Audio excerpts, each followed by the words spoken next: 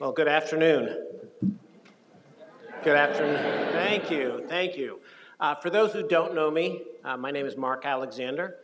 I have the honor to be the Arthur J. Kenya Dean and Professor of Law here at the Villanova University Charles Widger School of Law. And I want to just take a moment to welcome everybody, in particular to welcome the Vice President. And as we welcome our speaker today, I do want to use my Dean's privilege to speak about who we are for just a moment and to reflect on our motto, Veritas, Unitas, Caritas, truth, unity, and love. We are in the business of ideas here, in a constant pursuit of truth. And as such, we welcome ideas, whether or not we agree. Sometimes we grow the most by confronting the ideas which challenge us the most, and then by responding. I have followed, as I'm sure you all have followed, the Vice President's distinguished career in public service. Sometimes I've found we agree, sometimes I find we disagree. And I will say personally, thank you on the agreement we had on January 6th, 2021. I agreed wholeheartedly, and other times again, sometimes not.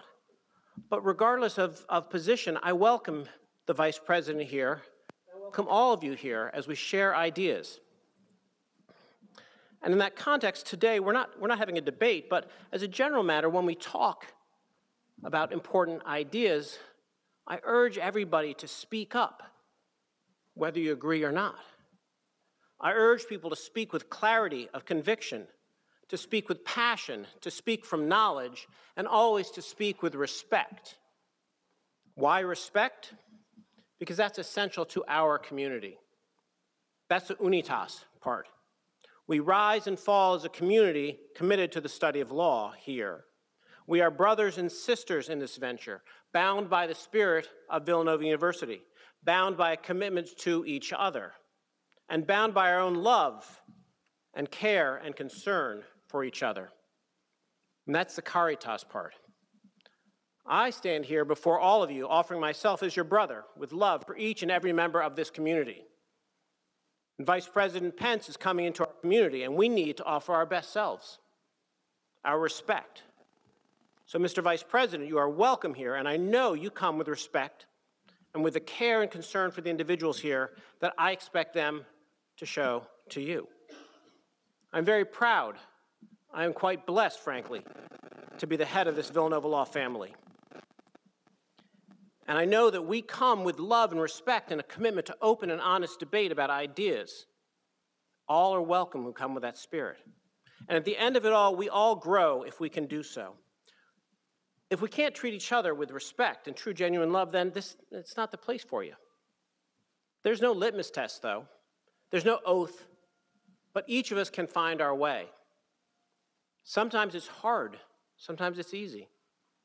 But we all have our own unique path, our unique inquiries. So I don't have enough time to speak more fully, but I do want to welcome everybody here. And I want to ask each and every one of you to approach this conversation with our Villanova commitment to truth, unity, and love. So thank you all for coming here, and thank you very much, Mr. Vice President. And now it is my honor to welcome, thank you, sir. Thank you. Thank you. It is now my honor and pleasure to welcome my colleague, Michael Moreland, the University Professor of Law and Religion and the Director of the Eleanor H. McCullen Center for Law, Religion, and Public Policy, who will introduce the Vice President and will lead us in a stimulating conversation. Welcome once again.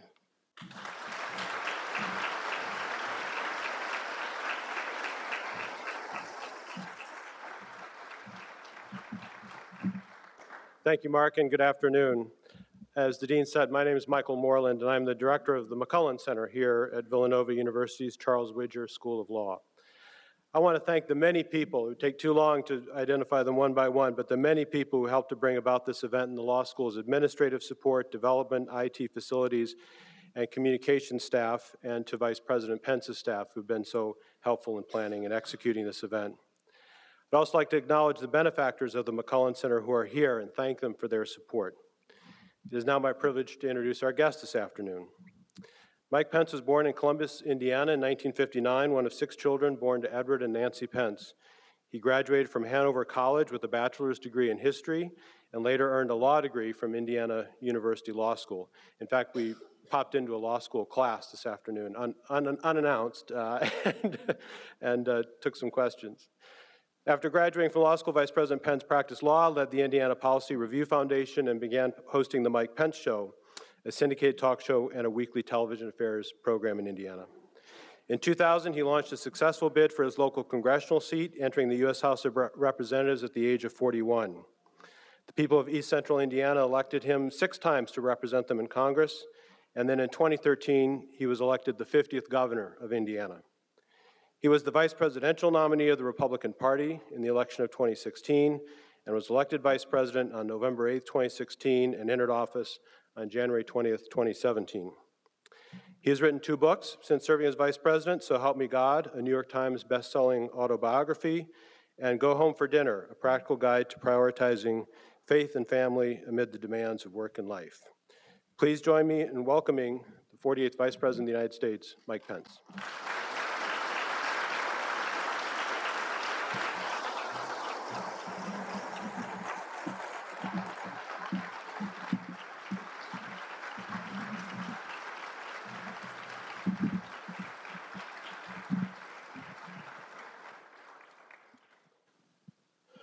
Well, first, thank you, Mr. Vice President, for accepting our invitation to be here. It is a great honor for us. Well, it's my great honor, and I want to thank the Dean. It was wonderful to spend time with your president today, and just appreciate you, Mike, so much. Villanova is an international name, and I want to congratulate all of the students here and all the students in Overflow for matriculating to such an extraordinary university. It's really an honor to be with you all. So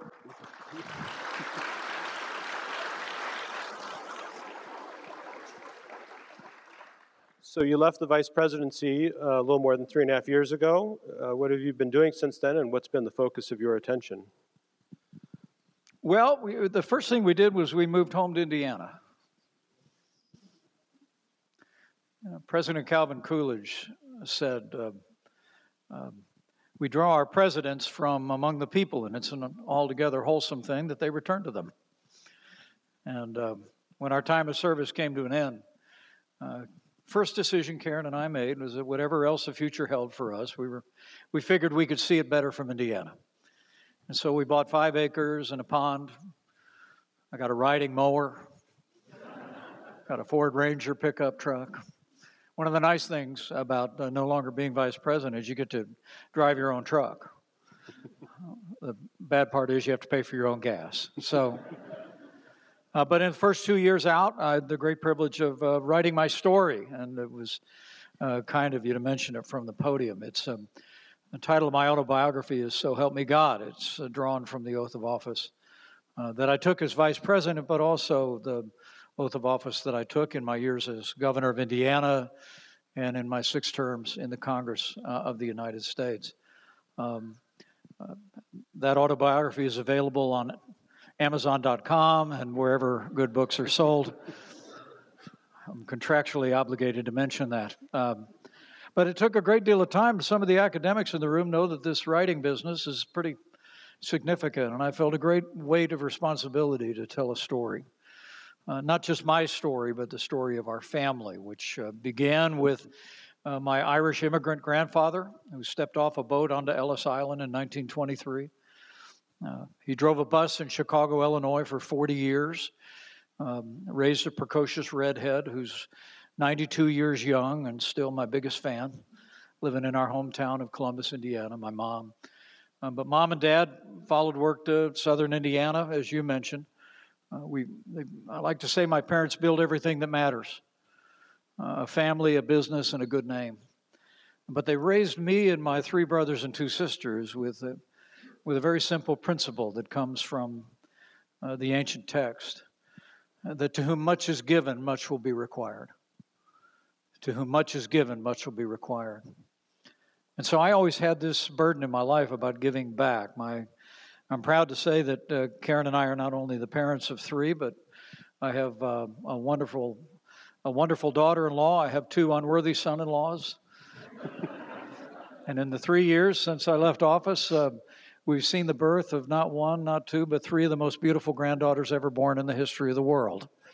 So our life has been rich. And last year, I entered the race for the Republican nomination for president. And while we ended up concluding that it was not our time, I have no regrets. I continue to believe that it's important that the Republican Party hew to our roots, a party that is committed to a strong national defense, to American leadership in the world, a party that's committed to the limited government that's enshrined in the Constitution of the United States, fiscal responsibility and growth. And for my part also, I believe we need to continue to be a party that stands by the sanctity of human life and continues to advance the cause of human life in this nation. So I had a friend ask me tonight, one of the patrons that are here, and I want to thank all the patrons of the law school and of the university that made this possible. They asked me, what are you doing now? And I said, I'm on God's good time. I don't know what the future holds, but I know who holds the future. But I'm going to continue to do everything I can to use the experiences that we've had and the blessings that we've had to give back to this nation that has given me and my family and generations of Americans so much. We are here in part for a celebration of Constitution Day, one day late. And you mentioned the title of your autobiography, So Help Me God, the concluding line of the oath that you took to the Constitution. And we hear a lot now about attacks on the Constitution from both the left and the right. People saying it's antiquated, it's tainted by our history, and other things about it. So maybe you just reflect a little bit about, on this Constitution Day +1, about the Constitution. I think the Constitution of the United States is inarguably the greatest national charter in human history. The evidence of which is it created the freest and most prosperous nation in the history of the world. And I credit the Constitution and the form of government, the republic that is enshrined there, with what we've created, because as I like to remind people, other than our Native American brothers and sisters and their descendants, if you start to have the impression that Americans are better than other people in the world, I'd like to remind you that almost all of us came from somewhere else in the world. Most of us voluntarily, tragically, many involuntarily. But we came from everywhere. And so if you concluded that it was in who we are that created this extraordinary story of freedom, you need to think again. And I think you need look no further than the ideals enshrined in the Declaration of Independence and the principles and government structure in the Constitution of the United States.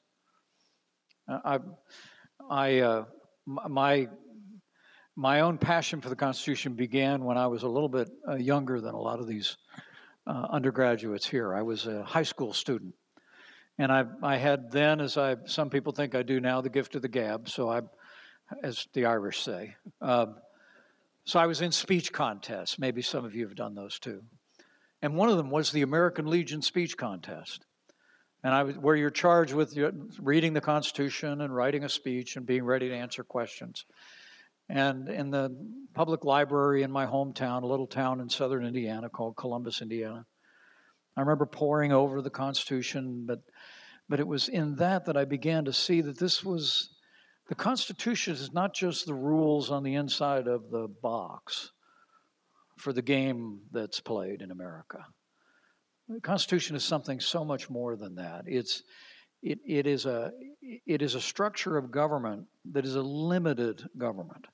And it's built on, in my judgment, a right understanding of human nature. I mean, I think it was Lord Acton who said that power corrupts, and absolute power corrupts absolutely. And the founders understood that because, of course, they had just fought a war against a king. And so they wanted to create a government that included a separation of powers and checks and balances that allowed for people to express themselves in the democratic process, but also created structures in the judiciary, the executive branch, and the legislative branch that would check the ordinary passions. Our Constitution was minted in 1787 and then approved, I think, in 1789. And I think it's often not remembered in history that the French Revolution happens roughly about the same time, but not with a constitution. And while they spoke the language of liberty in the French Revolution, they ended up inheriting anarchy and tyranny and dictatorship. We did not. The reason we did not was, I believe, because the principles of the Constitution. And for those of you in this law school, and Mike just took me into a criminal law class, and it's a pretty tough group, to be honest with you. I said to each and every one of them, if you become a lawyer, you are an officer of the court. And before you get that law license, Dean, don't you raise your right hand, and you too will swear an oath to support and defend the Constitution of the United States. And remember, that's not just a promise that you are making to the people of Pennsylvania or the people of the United States. It also ends with a prayer. Now, history records that the oath of the President of the United States was essentially amended in real time when George Washington took the oath first, and then simply added, "So help me God."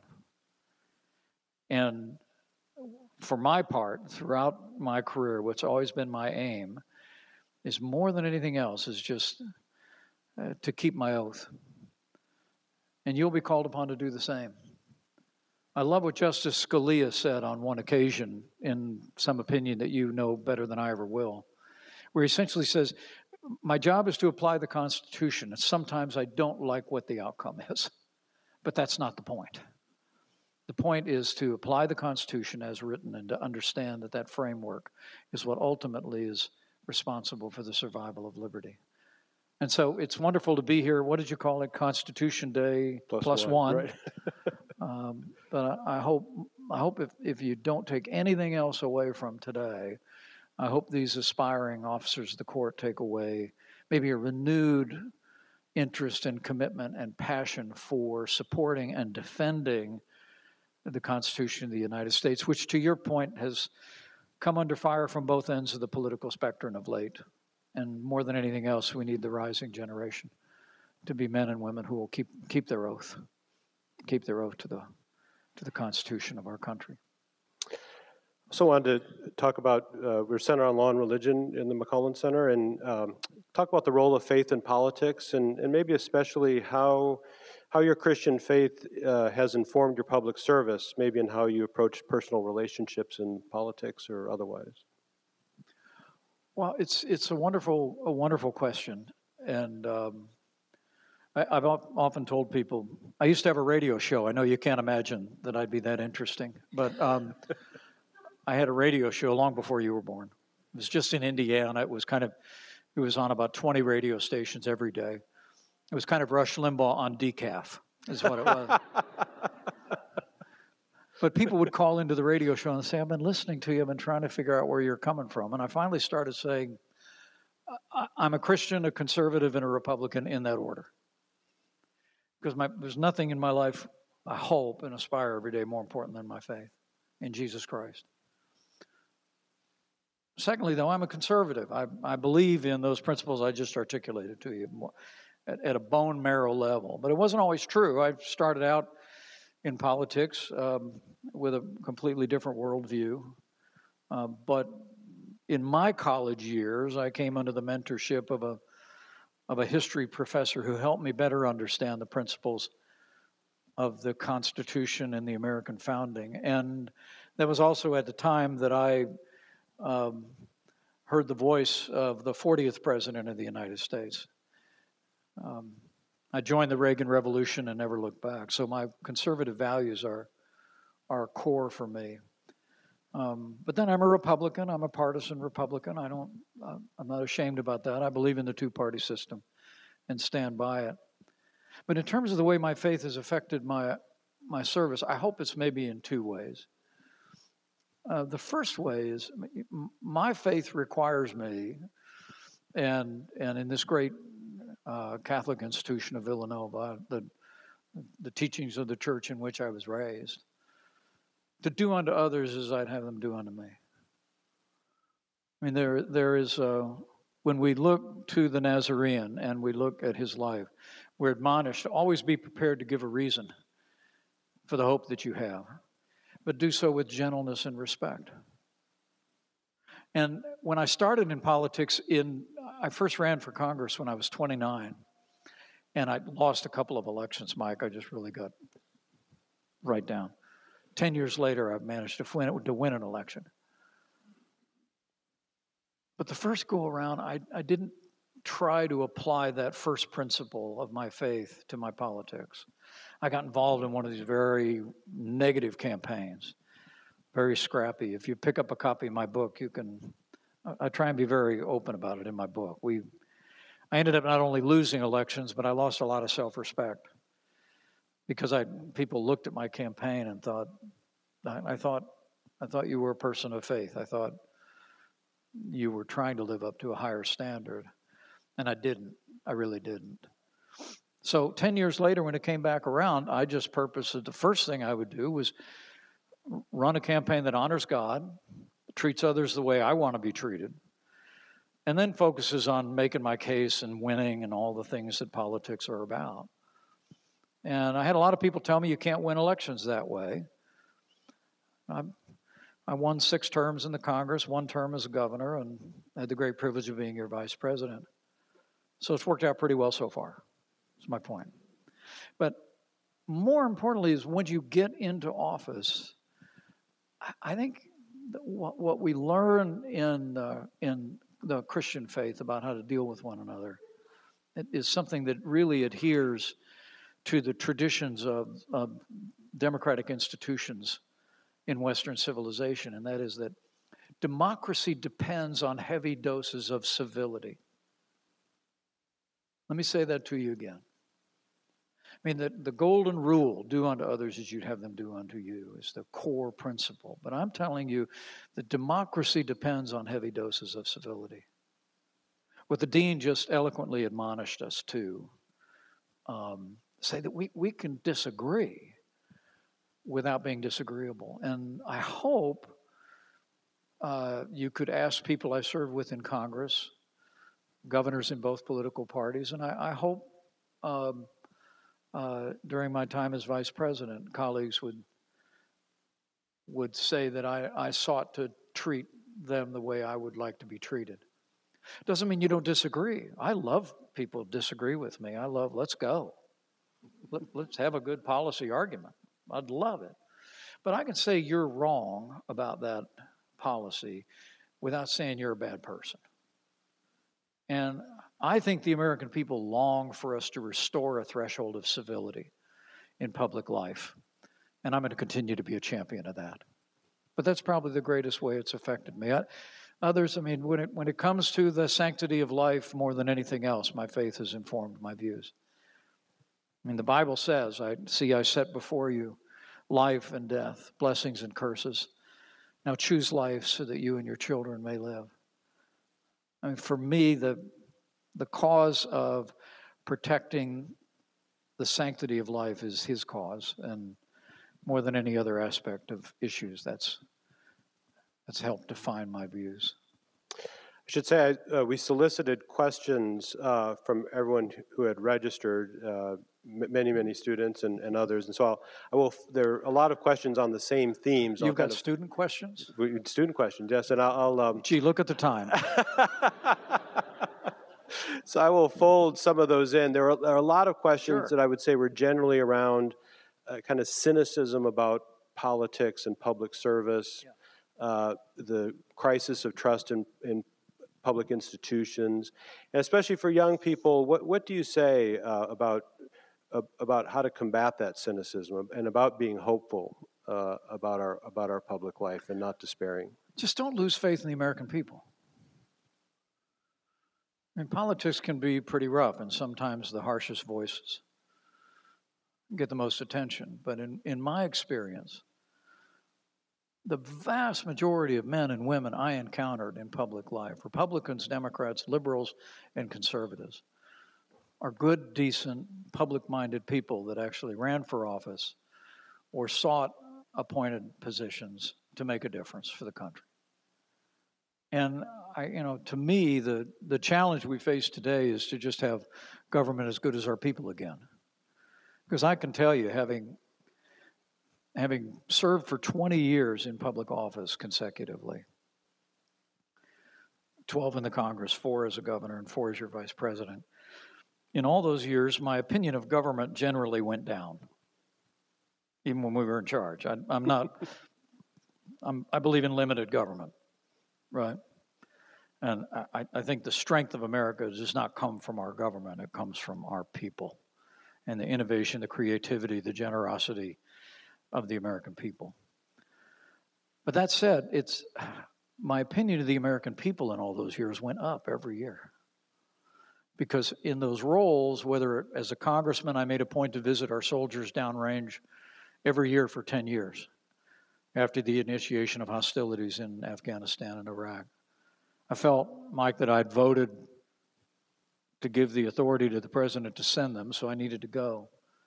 But to see the men and women that put on the uniform of the United States today, to see the way that when the wind blows, when the hurricanes come, when the tornadoes hit places like Indiana or Pennsylvania, the wildfires hit out west, to see the way Americans load up the minivan and will drive across a state with coolers full of water, toolbox in the back, and pull into the front yard of people they've never met before and will never see again and help them rebuild their lives.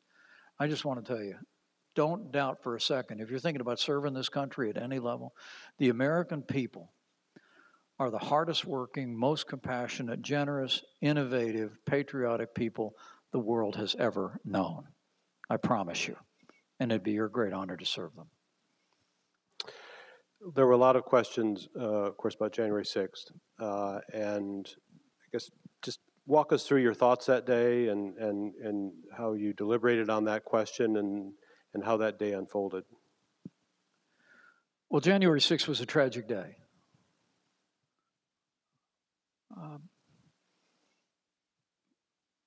And it was circumstances, the riot at the Capitol, that I never imagined could ever occur.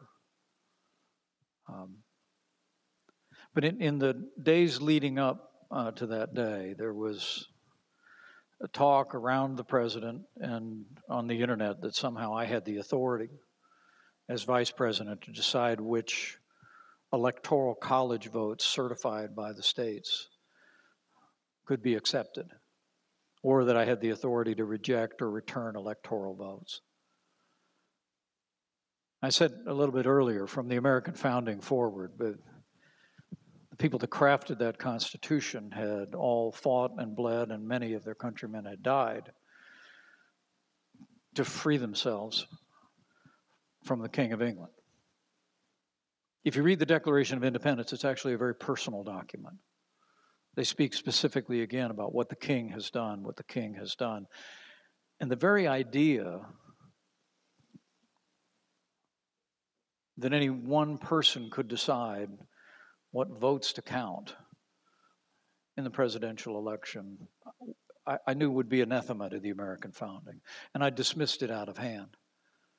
But that being said, there were a number of people around the president at the time that continued to insist that it was the case. And I continued to make it clear what I believed my duty was. And there's a Bible verse that says he keeps his oath even when it hurts. And I know something about that. You remember, I was on the ballot. But in my judgment, when the states, including Pennsylvania, had certified the results of the election, the Constitution specifically provides that the vice president is to preside over a joint session of Congress. where the electoral votes shall be opened and shall be counted. And I believe the use of the word shall there is not inadvertent. I mean, if you think about it, some 20 years earlier, Vice President Al Gore had lost the presidential election. Some of you young people can go look it up. He'd lost the presidential election by votes in one county. It went to the Supreme Court of the United States, and they ruled that President George W. Bush had won. But Al Gore went up to the rostrum, grabbed the gavel, opened the votes, and did his duty. And I'll always believe, by God's grace, that I did my duty that day to support and defend the Constitution of the United States. Now, the mayhem that ensued was fortunately put down by law enforcement officers, 140 of which were injured at the time. And of course, one civilian was tragically struck down. But I would say to you, my last thought about January 6th is that while it was a tragic day, it ultimately is a day that I hope is remembered for the resilience of our institutions. Because, as I said when we reconvened the Senate that night, I said, and now the world will witness Republicans and Democrats reconvene on the very same day to complete the work of the American people under the Constitution of the United States. And we did our work, and the world witnessed it. And I will tell you that, at the end of the day, it was the greatest privilege of my life to be Vice President of the United States. But at the end of the day, I just will always know in my heart of hearts that we did our duty that day. And I'll be grateful for the law enforcement personnel, for all of the elected leaders that did the same to see to the peaceful transfer of power. In the wake of October 7th last year, we've seen a lot of protesting on college campuses, concerns about free speech, safety of Jewish students. So could you reflect about this moment in higher education and these issues around free speech and anti-Semitism that are still very much with us? Well, there's no place in America for anti-Semitism in any form. And I'm grateful for leadership in universities around the country, including this one, that have sought to make it clear that there will be opportunities for diversity of thought and freedom of speech, but not that which that crosses over into what amounts to racist enmity toward the Jewish people. But it's an ongoing challenge, I know that we have, but I believe we've made progress since all the difficulty last spring. The thing I would say to young people about this issue is I traveled to Israel. I've been a strong supporter of Israel throughout my career. I believe the fact that the United States was the first nation on earth to recognize the Jewish state of Israel in 1948 and facilitated the return of the Jewish people to their historic homeland was a great accomplishment of our nation in history and will be remembered for generations. But I thought it was important to go in January after that terrorist attack of October 7th and literally go into the communities in southern Israel that have been struck. And what I would say to any here or any of the students in the overflow room who I stopped in to see before is if you feel drawn to the understandable concern of the loss of civilian life in urban warfare in Gaza, I understand that and I appreciate your heart. But be careful what you end up defending, because I stood in the homes of little communities that are called kibbutz. I I stood on blood-soaked carpets, bullet-riddled walls. I heard stories of young couples being wired together with chicken wire, tortured and set on fire. I heard literally people dragged out of their homes. I went to the field where there was a youth concert underway, young people just your age, who from the air and from the ground, motorized vehicles descended on them, brutalized them in unspeakable ways, tortured and murdered hundreds and hundreds, and then took hostages, some of which are still held today. And in my judgment, Hamas demonstrated a level of mendacity with that. It wasn't just a terrorist attack, it was in fact an invasion into Israel, that the brutality that they showed and the brutality that we have witnessed since demands that we stand with Israel until Hamas is completely destroyed. Now, that's a hard thing to say because I grieve for the loss of life. But the fact that Hamas I was in Congress when Gaza was turned over to the Palestinian Authority in the early 2000s.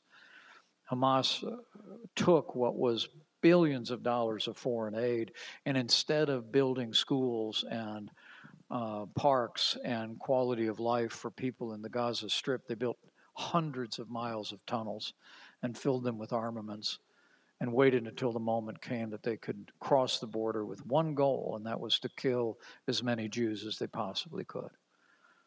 And so I think debates over policies in Israel among Americans are completely welcome, but I would caution anyone, particularly young people, before you feel drawn into that debate, take time to understand what you might be defending, because it was ISIS-level brutality and violence that was motivated by a racist hatred to the Jewish people, and Hamas, in my judgment, must be confronted and must be stopped. And if the world knows nothing else, the world should know this, that America stands with Israel until the job is done.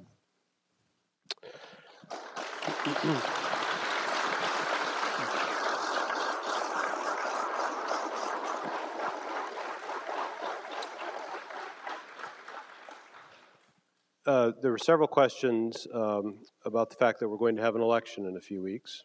And people asked... I was hoping to be in it. Well, this is very nice, but I mean... it's interesting, people asked both and I'm sure I would have been in Pennsylvania a lot. People interestingly asked both what you think about the vice presidential picks, because you were in that role and that process, but then also about the choice facing the country between Vice President Harris and former President Trump. Well, first, as I said before, I'm a proud Republican. And I debated Kamala Harris on national television one night. A very memorable experience. We actually had a plexiglass wall between us because it was in the midst of the COVID year. But it wasn't even tall enough to stop a fly.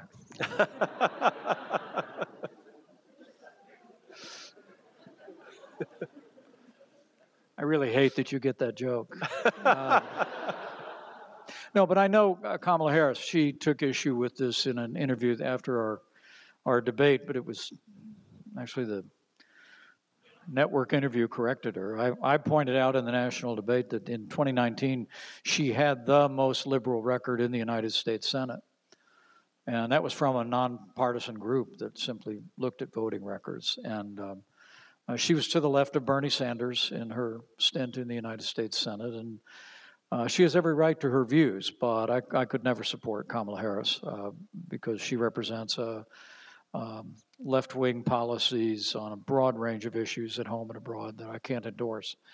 But that being said, beyond that, having run for president, having believed that our party ought to have a fresh start and stay true to conservative principles, I've decided to simply stay out of the race from this point. The President and I have an enduring difference of opinion about my constitutional duties on January 6th. But it's not just that. I'm disappointed to see the Republican Party and our ticket shying away from the right to life. I'm disappointed that the Republican platform made no mention of the kind of fiscal reform that would be necessary to save us from a debt crisis. And I believe America is the leader of the free world. And the way many in our party at the highest levels are signaling that we may not support Ukraine as they respond to that unprovoked Russian invasion of 2 years ago. I think it's absolutely essential, as leader of the free world, that the United States of America continue to provide Ukraine the resources militarily that they need to defeat the Russian military and reclaim their sovereignty. And so my differences on these issues have left me to the place where I will not be endorsing our ticket. But with regard to the vice presidential picks, having had that job, having run for it, I wish them both well. I do. It's an incredible privilege, but I don't think people really vote for vice presidents. I really don't. I said as much when I was vice president, when I was running. I think it'll be judgments that people make about the top of the ticket, the direction of the country, and I trust the American people will sort it out, Mike. I really do. A few people asked about, again, this theme of faith and politics.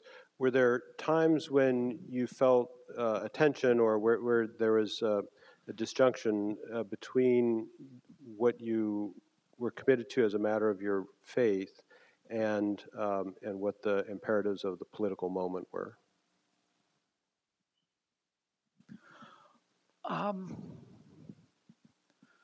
It's a lovely question, but I can honestly tell you that not the way I approached it. I mean, there's two different ways to do politics. And I know there's some people, the young people particularly, who are here that are thinking about public service. And it is an honorable profession.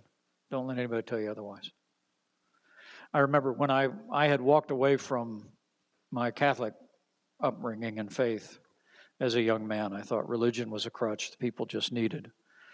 But then when I went off to college, I came into a personal faith in Jesus Christ.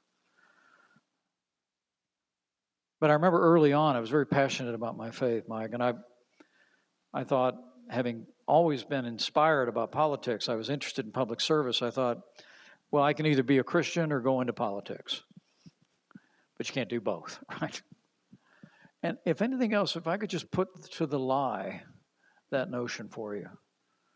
In fact, I really believe it's men and women of integrity, beginning with integrity in their faith, that have in so many ways contributed to our progress in this country, including our progress toward a more perfect union. And so, but there's two ways to do politics. Number one is you can kind of run for office and try and figure out what the majority of people that are going to be voting would like you to do, and then do it, and then keep doing that all the time. But that's okay, that's fine. That's one form of representative government. For my part, I always thought a little, and I think this is closer to the American founding, that to be an elected representative, what you want to do is simply tell people what your convictions are. Be forthright about it, respectful about it. And then if a majority of people would like someone with your convictions in public office, then once you're elected, you're empowered then to just do what you said you were going to do. And so for me, it was about keeping faith and practicing integrity to what I told people I would do. As you may have done the math, and in my autobiography you could read about it, it took me about 12 years to get to Congress, which took a while, right? And I just told people in some of the tight debates that we were in and Sometimes members of my party weren't happy when I was fighting against the big spenders in my own party.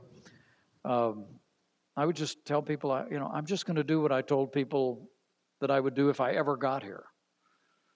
And that the people in Indiana knew that I was a conservative. They knew the principles that I was going to stand on, and I stood on them, and so my life was a lot simpler. Some people who had read Go Home for Dinner wanted to ask about... That's my other book. Right, wrote it with my daughter. What prompted you to write it, and what was the message that you are imparting to people with that book about family and well, my daughter is a writer. She writes for the Daily Wire, Charlotte Pence Bond. She's actually a best-selling author. She wrote a book when I was vice president about the bunny rabbit that we had when I was vice president. His name was Marlon Bundo. He had an Instagram page. He was pretty wildly popular with the whole bunny group around America. And it's true. So, but when she was in college, she had this film project. She didn't go to Villanova. She went to DePaul in Chicago. And she had a film project, and they needed a rabbit for the film. So they went on eBay or something and got a rabbit. And then, like a lot of you people do, they were done with the project, and so they called mom and dad and said, "You're taking this rabbit." Now, I'm governor of Indiana, and I've got a rabbit, so I get elected vice president. And the day Air Force Two comes to pick me up, we're carrying our dog up, our 2 cats up, and then our aides were carrying a cage with Marlon Bundo up. And the media went crazy over this rabbit. Because apparently it was the first rabbit ever to fly on the Air Force One fleet, which is a big deal. And Charlotte, who's incredibly clever, actually gave it the handle BOTUS, Bunny of the U.S. And I remember when President Trump and Melania were over for dinner one time at the vice president's residence. He saw our dog, liked our dog, and Melania liked our cats, and then he just stared at the rabbit cage. Anyway, so my daughter's a great writer, and we had this idea after we did the autobiography to try and answer the question of that a friend had posed to us, which was very flattering and very humbling. A friend had said to me, I'd really like to read your autobiography because I like politics and I like history. But then he said, the book I really want to read is how do you and Karen have as normal a family and marriage as you have, living the life that you've lived? And that's where Go Home for Dinner was born. Because for us, the principle that we live by, and I've talked to several people here who hewed to the same roots, is everything started with making sure our marriage and our family stayed first. And sometimes we were criticized in ways that we did that, and that's okay. But, I'm someone that believes that strong families make strong communities, and strong communities make strong nations. And for you aspiring leaders in the room or over an overflow, I would just tell you, think about public life. You can read my first book. It's great. Love it. Grab the second book. Because I think there are decisions you can make along the way that will keep your family first. And it'll keep the ballast in your life. And so Go Home for Dinner was born of that principle. And it's my daughter is a way better writer than me. So it's like a really easy read and a good book. And I appreciate everybody asking about it. So we don't have much time left. There were a lot of questions, somewhat echoing things we talked about earlier, but what gives you optimism? There's a lot of pessimism in the air right now around our politics and our culture and public life. Where do you find optimism and hopefulness in the world now?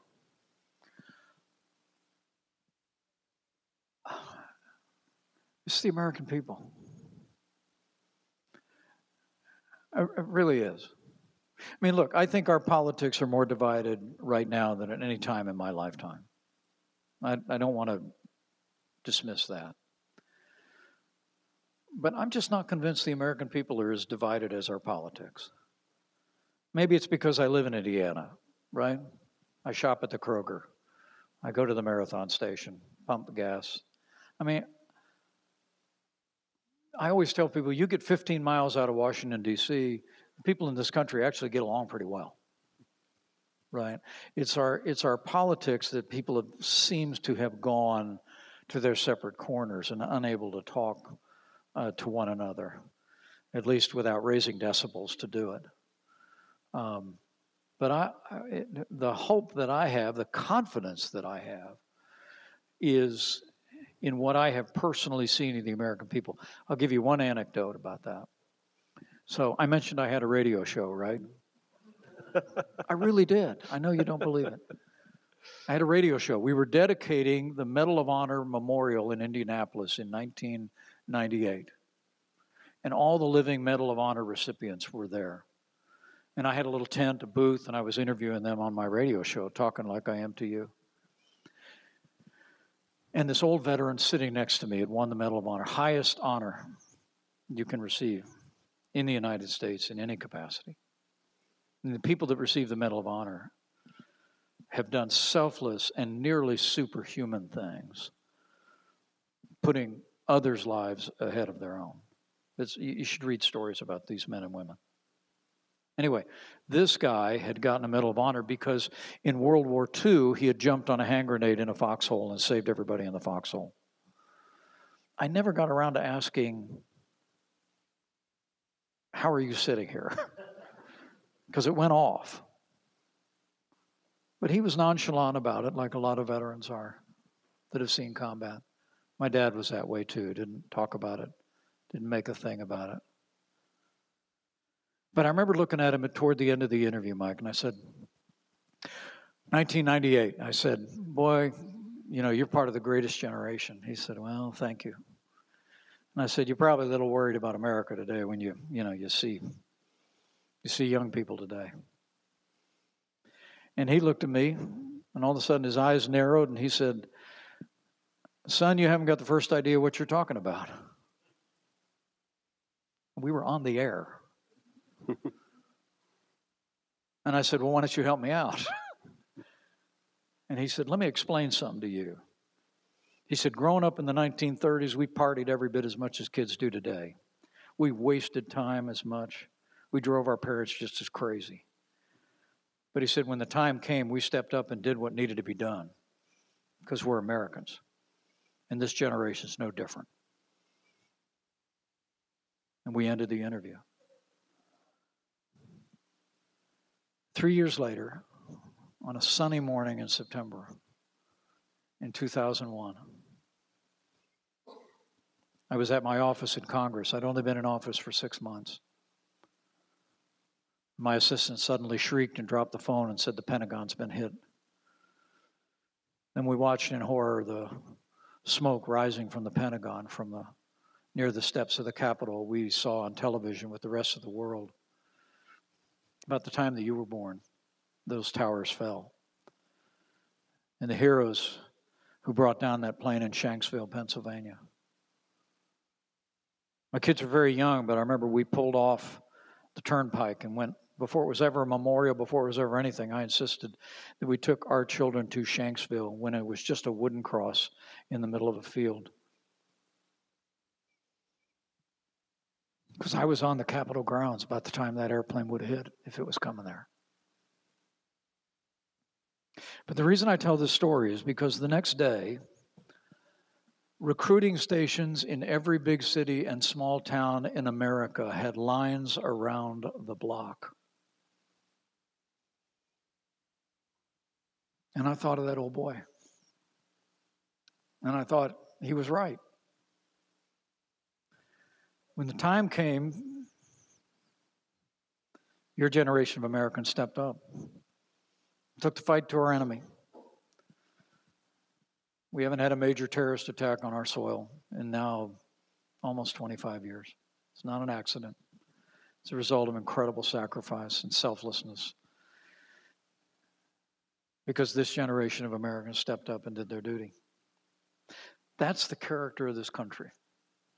And I don't worry about the future because I have faith in God and I have faith in the character, the integrity, the selflessness, the ingenuity, the compassion, and the patriotism of the American people. The challenge we have is to have government as good as our people. But I believe someday soon we will. Thank you, Mr. Vice President, for coming to Villanova, for accepting our invitation. Please join me in thanking Vice President Pence. Thank you all very much. Honor to be here. God bless you.